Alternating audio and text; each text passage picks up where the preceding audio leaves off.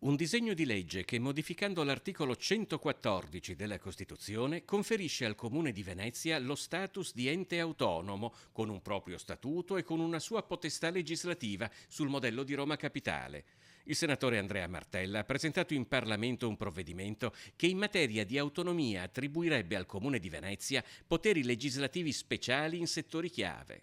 Si tratta della traduzione legislativa della proposta di statuto speciale avanzata oltre un mese fa dalle forze politiche, civiche, alternative alla destra e si tratta di qualcosa di concreto, reale, ben diverso dalle uscite estemporanee e tardive come quelle di Brugnaro e Zaia di questi giorni. Basta interviste e dichiarazioni inconcludenti, afferma il segretario del PD Veneto. È il momento della responsabilità e non possiamo affrontare problemi straordinari con strumenti ordinari, ma con un atto concreto come questa riforma che garantisce una governance adeguata alla complessità e unicità di Venezia. Il disegno di legge prevede l'attribuzione a Venezia di poteri legislativi speciali in settori chiave: il turismo, il governo del territorio, la valorizzazione dei beni culturali e ambientali, l'edilizia residenziale, il trasporto pubblico locale e molto altro ancora.